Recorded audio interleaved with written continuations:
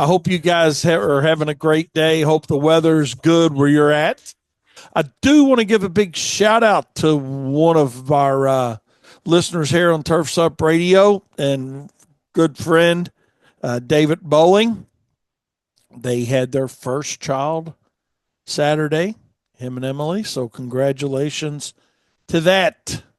We have David Francis the Bowling the Third that rode into the world on Saturday, and not sure exactly what time, but afternoon, evening, but rode in on their own horse on their own time is what it amounts to.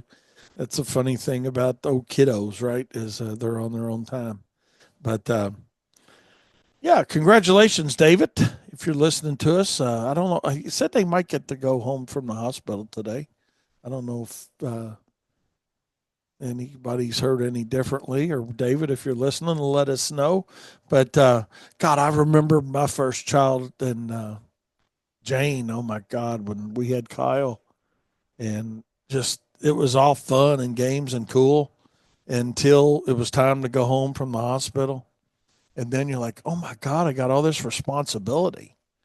I mean, it makes running a business easy.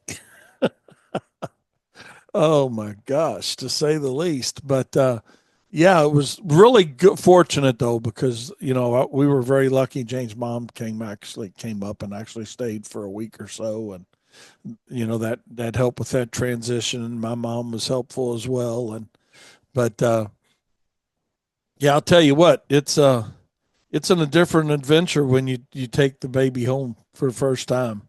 To I know you guys can appreciate that too. Let's see what we got going here. Oh, absolutely. Mike Murphy said, congratulations, David. I have accomplished a lot in my short 32 years on earth, but my three kids are my greatest accomplishments. So, absolutely, man. Absolutely. Good deal. Good deal. Happy Monday, Craig, to you as well. Appreciate you listening. Corey, appreciate you guys listening. Seth, appreciate you down there, man. So, hey, we're going to have a good show today with all you guys out there and your participation and all. And should have called David. We should have seen if we could get him on phone for a minute and talk about it. But if he's in transition from hospital to home, I'm sure he's got his hands full. So, uh, I guess now, man, you're not leaving the hospital without everything in order, I'm sure, such as car seats and all that. So, do you remember that call? Did they do that with you? Did like they didn't check for a car seat? So, but I don't know how you escape now. But anyways, hey, congratulations again, David, and I'm sure we'll tell you that a million more times, and we'll be looking forward to seeing your little one at some point. Golly, I remember when we took Kyle home, we had hands. We didn't. It was my idea. Uh, Jane was smart enough to know it was okay, but Wayne was dumb enough to be nervous about it and worry about all the things that were going to happen when anybody touched Kyle. So we had this hand sanitizer, and that was way, way before COVID. But they had this little aerosol you spray, and it was like a little foam, and I was told my mom, and everybody played along. I say played along, did it. I'm like, man, be sure to use that on your hands before you pick Kyle up, and they're sitting there holding Kyle and smoking with the other hand, so that's how much times have changed and whatnot. So yeah, that I never will forget that. That's the funniest ever. But oh, Mike, hey, going. Mike said his youngest daughter, 3 years old, got her first two stitches Friday night. That is a traumatic event. I was talking just last night with Tabitha about uh, Katie when she cut her hand washing a food processor when she was little, doing some dishes. And I know before y'all think bad parenting, what was that we had forgotten that it was in the sink, and that was just She did cut her finger and had to get some stitches. She was probably 5 or 6, I guess. Sorry, Katie, in case you're listening. We didn't mean to hurt you. But yeah, absolutely. So, Mike, I'm sure that was a traumatic event for you too. Those first with the kids when they do hurt themselves a little bit. Oh, Lordy. Um, Corey brings up a good point. For those of you who may not know how to install your car seat properly, you can go by a fire station and they will install your car seat and show you how. So, yeah, another public service announcement right here on Turfs Up Radio, your industry, your station, right? But absolutely. Let's see what Seth's got to say here. He said, funny you mentioned smoking in the hospital. My dad was a respiratory therapist years ago, and they would smoke in the hallways before going to see patients. Oh my God, that is hilarious. It has, it has come a long way. Absolutely, to say the least. So, um, good, a good direction, I guess. I mean, obviously, I mean, your own choice what you want to do with your health. It's kind of like, Daniel talks about daily here on Turfs Up Radio. But how to do what? Yeah. Today we're going to learn how to put the car seat in. But congratulations again, David. Yeah, absolutely, man. But oh, that's funny, Aaron. Aaron says he's not worrying about car seats. Says just started driving over the weekend. Oh my God. He said I stay car sick all day, every day now. So, oh my God. Hmm.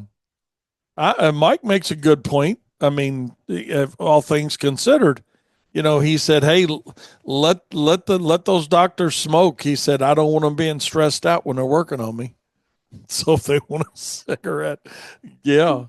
Uh, that was funny, Mike, that you mentioned that because I remember right before I forgot or when I was getting my hip done, one of the last things I remember my doctor asking me was how I was feeling, and I told him, I said, "Well, it doesn't matter how I'm feeling." I said, "How are you feeling? You know, how'd you sleep last night? You know?" And he kind of got a chuckle out of that, but. Yeah, I want to make sure they're feeling right. To Mike's point, absolutely, Mike. That's a great point. We want to make sure they're on their A game. But big weekend for us here in Louisville, Kentucky. Hope you guys had a great weekend too. We had a little derby party get together thing that was fun, friends, family, and all. And we had a really good time. It was a little bit wet, but for us it wasn't because we were inside and on the deck covered. So, but the reality of it was a good day. It was a good day. Hope you guys had a good weekend as well. I did something neat. I actually had the Derby winner by accident. Daniel rolled. He had the Derby winner in a couple or he had one. Caitlin had. Daniel won our one here at work. He don't have a set of headphones today, but he had our one here at work, and Caitlin won one, and I actually bet one through my account, and the winner. And the only reason I had it is they were walking, as they were walking to the starting gate. Um, what was the one that won? What is it? Sovereignty. Yeah, I saw it poop, and my mom always said, if you ever see a horse, poop on its way to the starting gate, bet on it.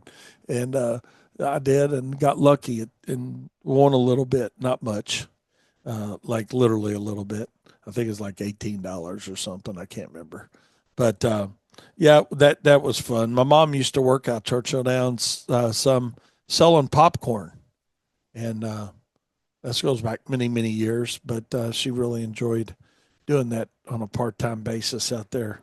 So did what she had to do to make the ends meet. So, but that was one of the tricks of the trade out there. She said something else she taught me about Derby Day was that the handicappers hate it. any, just because they got so many people like me betting that don't know anything, that bet on a horse because it's gray or it's its favorite number, and it jacks the odds all up. And it's like the handicappers hate it. They just hate Derby Day, because they take good odds and make them bad, or bad odds and make them good, and it costs them money either way. So uh, that's something, that's a little inside trader information, if you would. But yeah, I'd hope you guys had a great weekend. I know I really had a great weekend. Holly was didn't get to come see us. She was planning on being down Saturday, and CJ, her husband, was under the weather, and so yesterday I actually took them some party supplies up their way, things we had uh, left over from our party. Not that she got just leftovers, y'all hear. It's what it sounded like, but just some food that we had, and I know she likes, and because I always try to have something for everybody. So when we do something like that, and this is the first time we've been home for Derby Day in a while.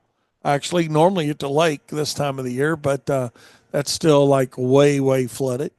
So we're going to try to hopefully be down there by first part of June. We'll see how that pans out. But yeah, we had a good Derby. Yesterday I made something, Corey. It's not dessert, but I made something that I've never made before. And because I like to cook a little bit, but nothing like you do, Corey, or a lot of people.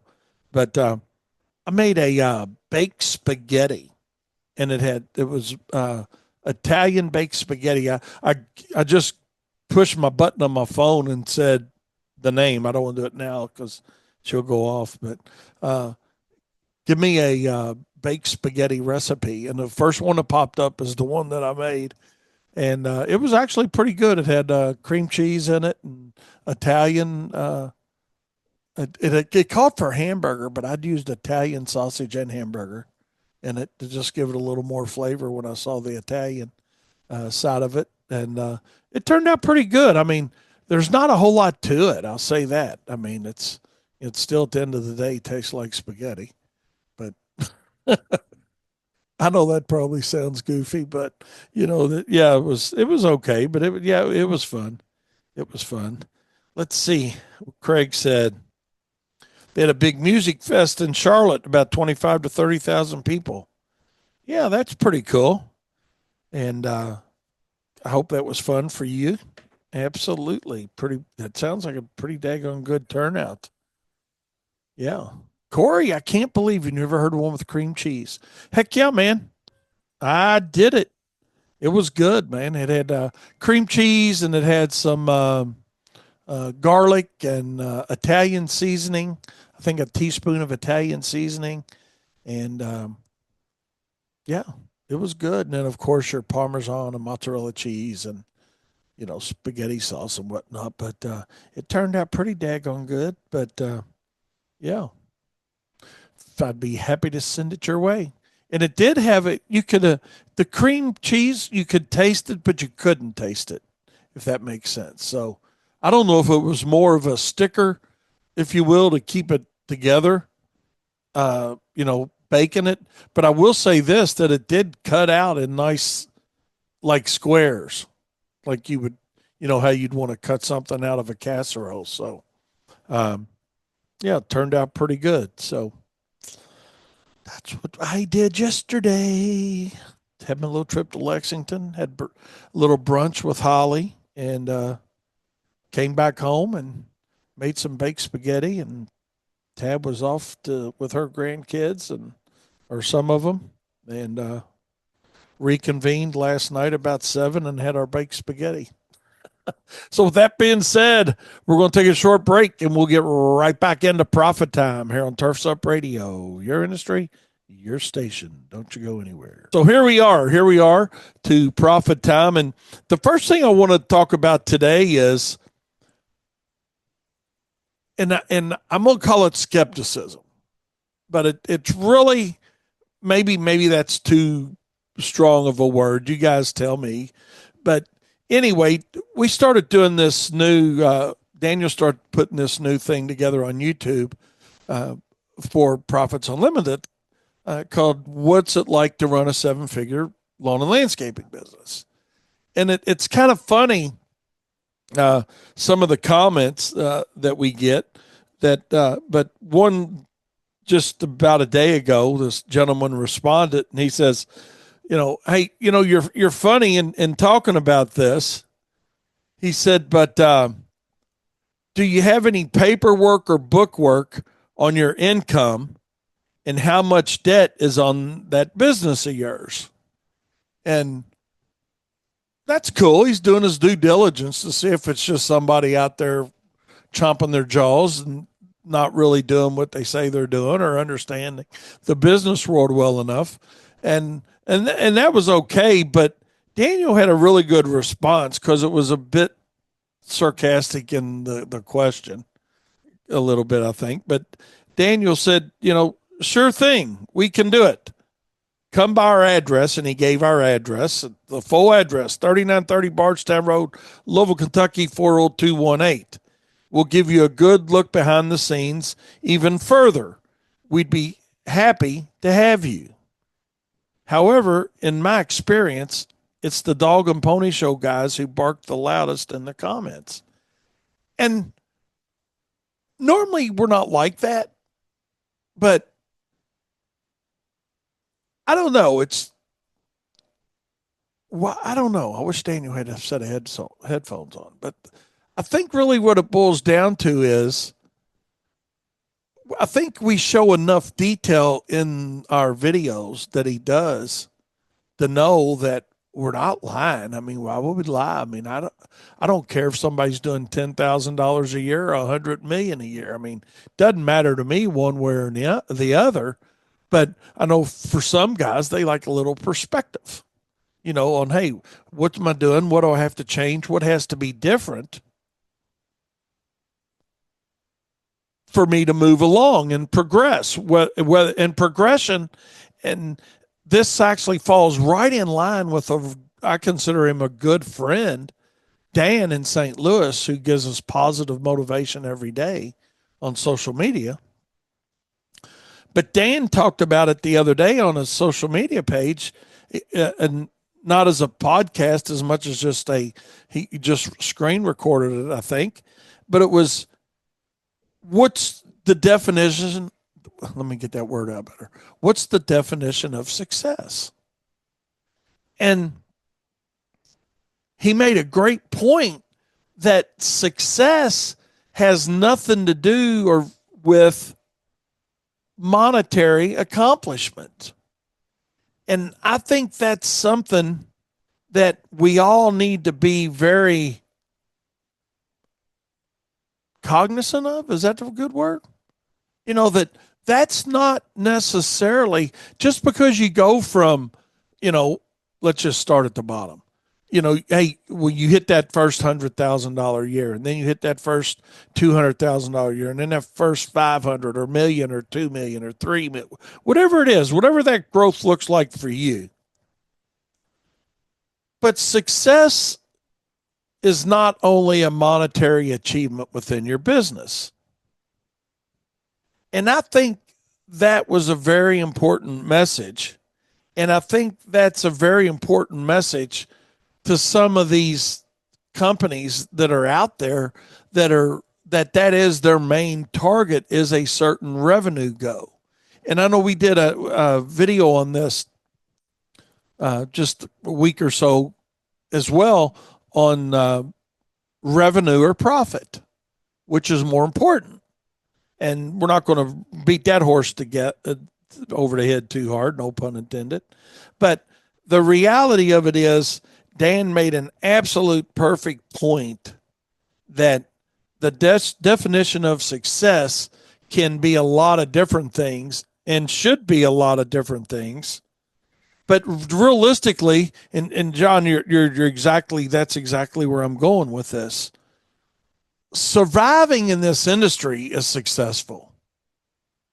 Now, how do you go about surviving is the implementation of different cultures and policy and procedures and all those fancy words that we use to help us go from one day to the next, one week to the next, 1 month, 1 year, 1 decade. As we get older and older and older in our businesses, hopefully,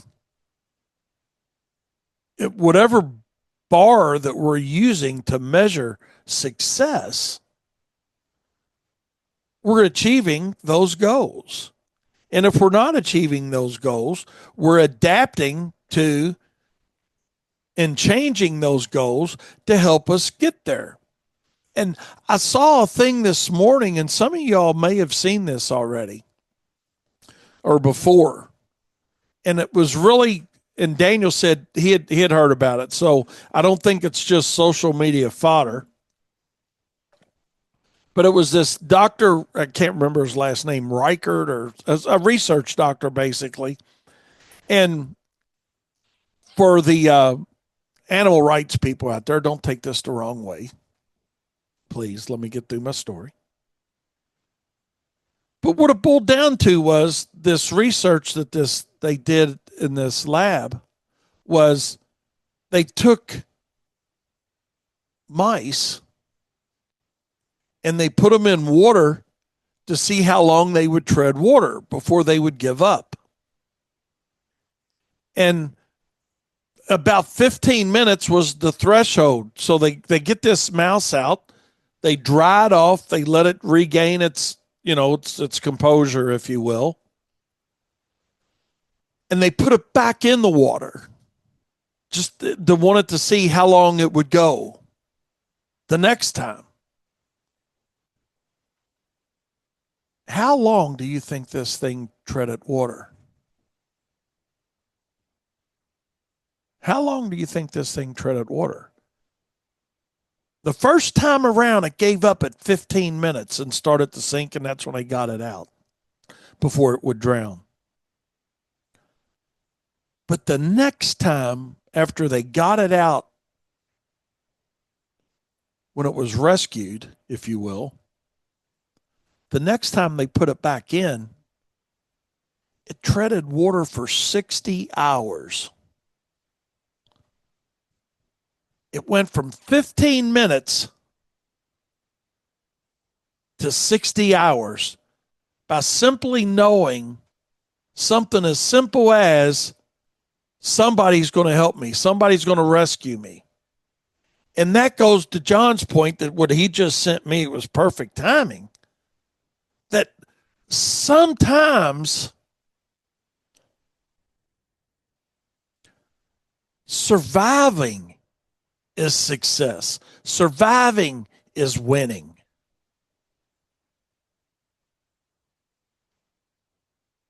You guys know that I like to say, and I close all my shows with it, profit is not a dirty word. It's one of my favorite sayings. But one of my other favorite sayings that I use quite a bit, and you got to be around me to know this more times than not, but when something weird happens or something quote unquote bad happens, I'll always come out with the comment, or a lot of times come out with the comment, well, if that's the worst thing that happens today, it's a good day. Because what we all know is things can always be worse. Yeah, things can be better. Now, do you say, well, glass half empty, glass is half full? Where's the glass? I mean, those are three perspectives right off the bat. But that mouse or that rat tread it for 15 minutes. But once he was rescued the first time and recomposed, he went 60 hours the next time before he gave up. My whole point of telling you that story is all of this kind of blended in with the guy that was questioning us, saying, well, show us your book work. Well, I'd be happy to show it to anybody who wants to come by here. I'm not posting it out on social media, for Christ's sake. But what we will do, well, I was going to respond a little differently. I was going to ask the guy, how much money did he want to lose? Bet whatever you want that we can back up the facts that we talk about. And the reason we can back up the facts that we talk about here at Profits Unlimited and here on Turf's Up Radio, on my specific show, is that I've been that rat. I was that guy that pedaled for 15 minutes and was ready to say, frick it, and give up. But I got rescued either mentally or physically or both by, at that point in time, it was my mom and dad who normally rescued me. And then it was Jane that rescued me a few years. That kept reassuring me that, man, keep treading, keep pedaling. It'll work out. And that's what I want the message to be today, is regardless of what people think about you or your business, know that it's up to you to tread water. It's up to you to stay the course. It's up to you to pick the lane that you want to run your company in. Don't let your competition, and your competition doesn't necessarily mean your direct competitor. Maybe your competition is your own mindset. Because for too long, and I'll say it, I'll put myself out there first. Many, many times, we, meaning you and I,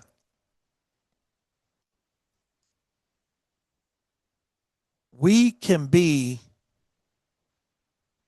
our worst enemy. And how do we change that? We change it simply by having pride in what we do. Don't just talk about pride in your profession amongst your peers, but have that same pride and professionalism when you're sitting down there next to somebody that you perceive as being professional and, oh man, they got a really great job or they've got a great career. If you don't believe that your career choice that you've made to be in the lawn and landscape industry or be in the lighting industry or be in the roofing industry or be in an accountant industry or whatever it is you've chosen, you've made the choice to tread water within that industry and to survive within that industry. But also within that same industry of your choosing, it's up to you to decide how long you're going to tread water. Is it going to be short term and not try to fix anything? Or you're going to be like that mouse was and like Wayne was and tread water and say, heck with it, man, I'm going to do something else. I'm not saying it's never a good idea to change direction, because it absolutely is. And I want everybody to be completely comfortable with changing direction. But before you quit and before you give up on your own business, give yourself the opportunity to succeed, to be successful, and to win. And when you do that,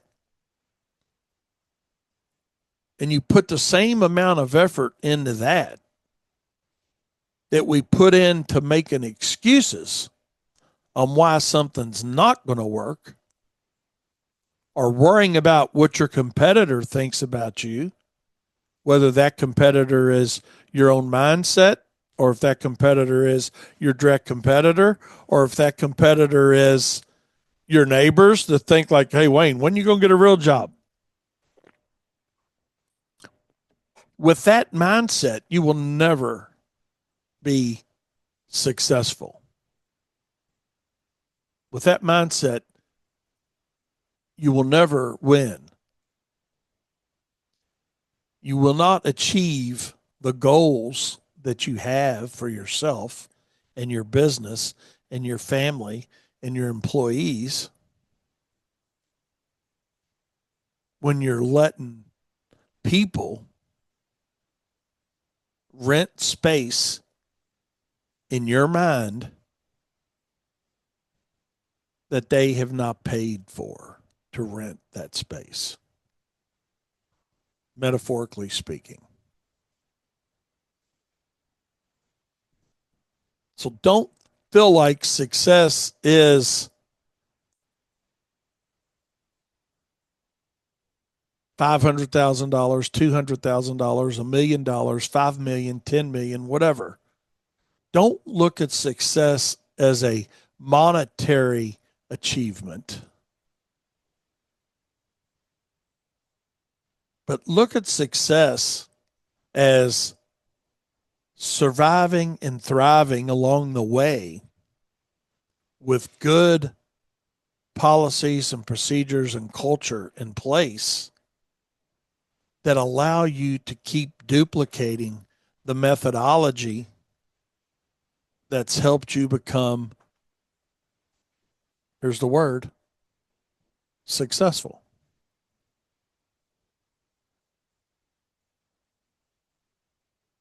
Because I really am a firm believer, and I honest to God mean this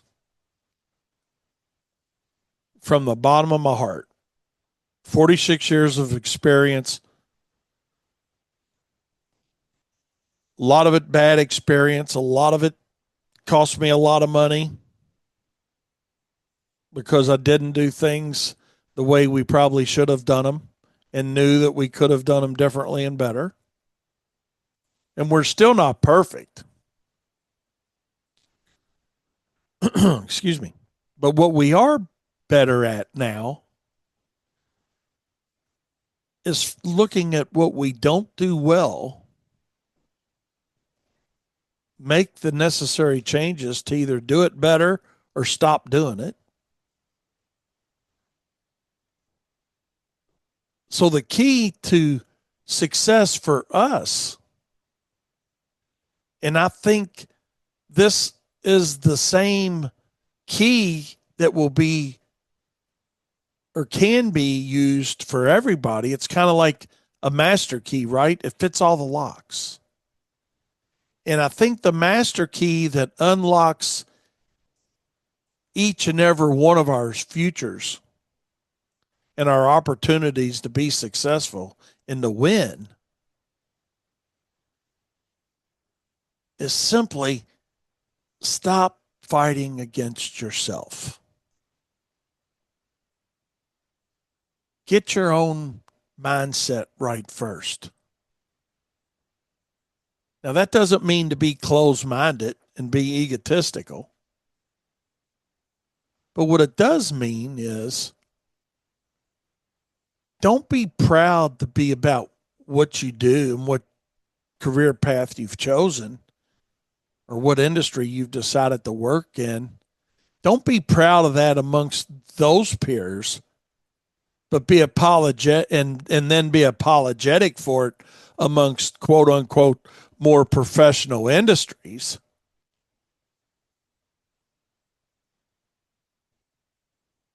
Have the same pride whether you're sitting there with a bunch of your own peers or you're sitting there with a group of people that are in a different profession that have a perception of professionalism.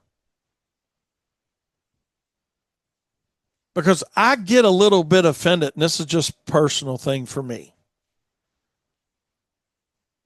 I get a little bit offended when people look down on our profession as not being a professional and or profitable industry. But then the reality light comes on that says, why do they have that perception? Well, they've got that perception because so many of the business owners within the industry are allowing that perception to perpetuate itself over and over and over and over again because we don't take our own businesses seriously. And that's what I want the message today to be for everybody. And just as a reminder, if you will, not that we've lose focus or not that you've lost focus, but just a reminder that, you know what, you're doing something that a lot of people wish they had the guts to do, number one. And then you're also doing something that some people in the world just have no desire to do it. It's not that they don't have the guts to do it. They don't want to take the risk. It's a whole lot easier for them just to go get an education, go do a job and do their job well and be successful with their job.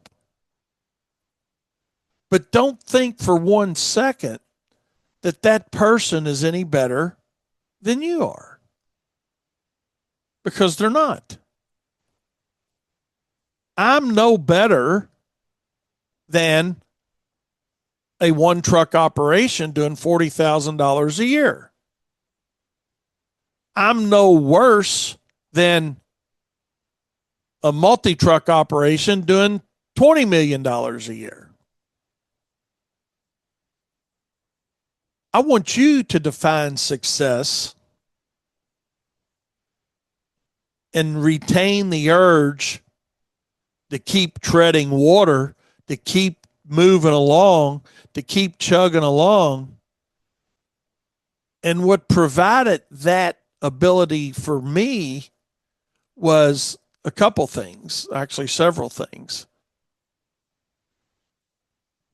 But the first thing that helped me do that was people kind enough to get me out of the water, if you will, when I was sinking a couple times, because I was on the verge of giving up and was ready to say, to heck with it, it's not worth it. I'm going to go back to doing what I did before I got into this. And life's going to be a whole lot easier, because now I got to go to work and do my job and blah, blah, blah, blah, blah, and all those things that go along with just doing a job, which there's nothing wrong with that. But once we understand and we take our profession that we've chosen as a serious, both in our mindset and in how we're going to do it, your definition of success and winning changes completely. And I want to thank Dan out in St. Louis for turning that light on again for me. I want to thank the person that commented on our YouTube channel on that video for turning that light on again for me. Hey, prove it. We have proven it. If you want to see it, we'll let you see it. But what neither one of us need to do, when I say neither one of us, that you and I, is let's keep our egos out of the way. Let's don't be our own worst enemy. And we've all heard that. If you're over the age of 25, you've probably heard that a lot of times. But a lot of times we just simply need to get out of our own way. And when we get out of our own way, we give ourselves the opportunity to sit back and look and say, we're being successful at this. We're surviving at this. We're doing well at this. Knowing that we can all do a little different, a little better, and be willing to make some changes along the way. But let yourself fairly evaluate yourself. Fred makes a really great point here. Everybody has a light. They just have to find the switch. Absolutely. Are you willing to look for the right switch for your business? Are you willing to look for the right switch for your mindset? Do you turn it off and on? Sometimes we do, I think. I think sometimes we all can be a little bit guilty. I'm trying to think of the best word for this, maybe complacency. I think we all maybe get a little bit complacent sometimes. We get comfortable with where we're at. We get comfortable with our procedures. We get comfortable with the diversification of services that we have, and we don't want to reach outside that comfort zone. But what I can tell you is, just speaking for us personally here at WLS, we decided to get outside the comfort zone a little bit last year when we implemented landscape lighting and holiday lighting.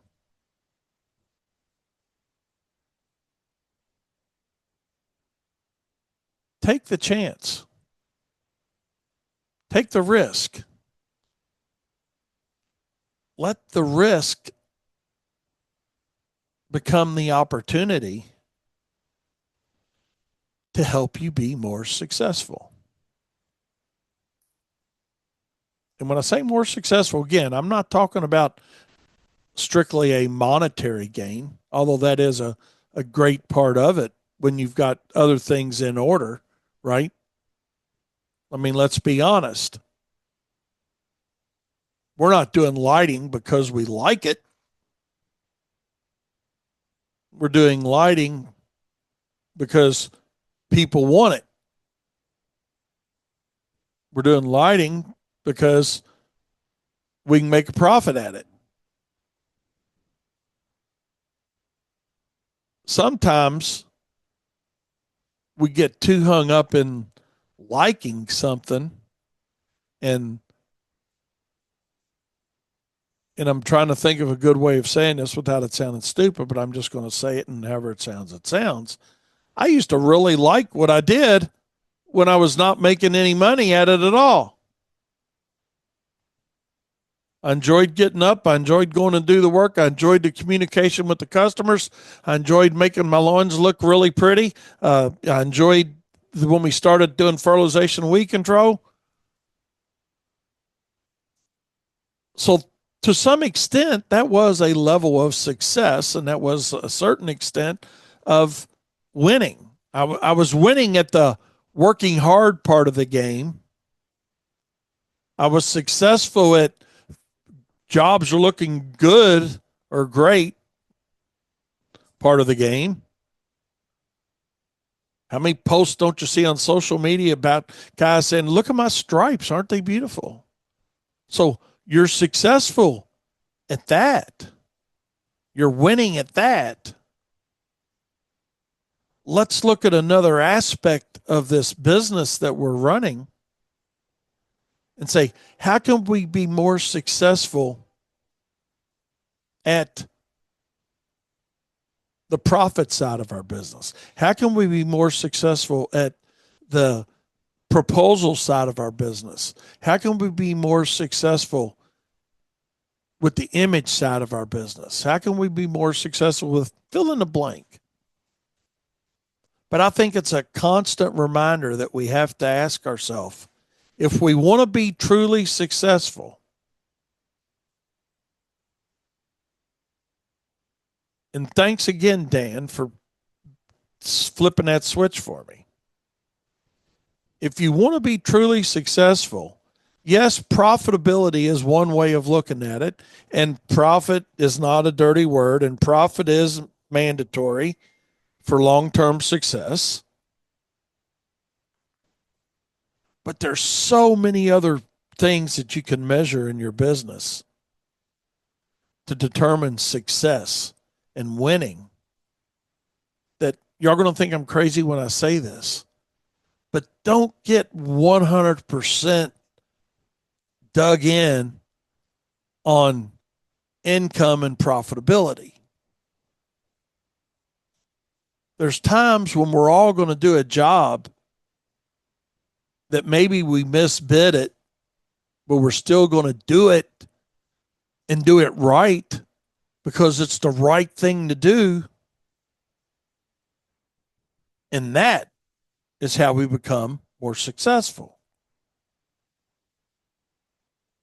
Corey makes a really great point here. 0 callbacks in a 2-week period. That's one of his success points. Absolutely. You know, it goes back to something my dad used to say all the time about that whole thing. And it's crazy, Craig, that you just sent this, because this is how I'm wrapping my show up. You cannot confuse excellence with perfection. Do not get perfection and excellence confused. We might be perfect for the day. Corey might be perfect for his 2-week period. But when we expect perfection all the time, it puts an undue amount of stress on yourself. But what we can do is set our goal at excellence. Because excellence as a goal for a team is certainly an achievable task. Excellence is an achievable task for you as a solo operator. So you can be a solo operator, one truck operation, or you can be the True Greens of the world or anything in between, and understand that excellence is an achievable goal that will determine success and winning for your company. So the size of your company's got nothing to do with success. It's the mindset that you get yourself in.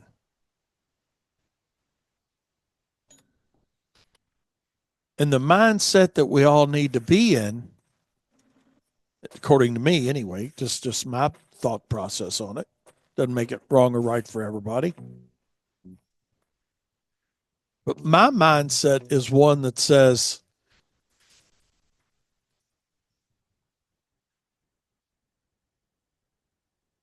there's more than one way to do something. That's number one. If that's the worst thing that happens today, it's going to be a good day. Because the reality of it is, things are going to happen every day within our businesses. You know it. I know it. We all know it. The only controllable factor that we have, and I still am not great at this,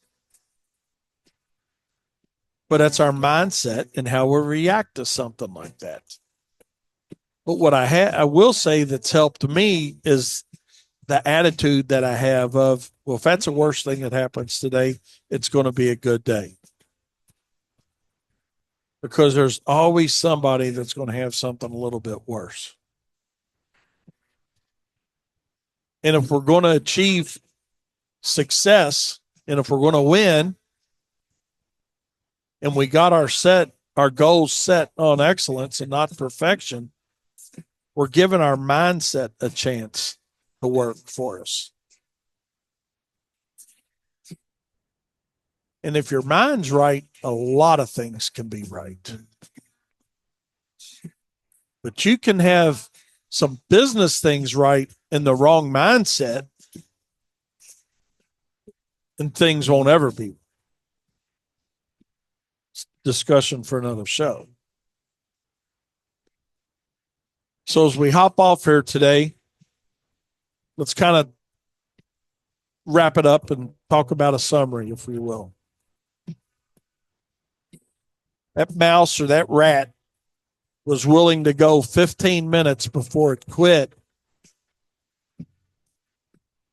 But once he knew somebody was there to rescue him or her, and he regained his composure and he was put back in that water, he went for 60 hours. So when you think shit's getting tough, know that somebody else has had it a little bit tougher. And you don't need to give up, because success is going to be based on your mindset, just like it was for that mouse. That mindset of that mouse was, hey, man, somebody's going to come help me. So I'm going to help myself to survive and make things happen. And you can do the same exact thing with your business. Change your mindset, change your business, change your success. It's that simple. Appreciate you guys listening. We'll see you Wednesday. Hope you guys have a great day. And remember, profit, it's not a dirty word.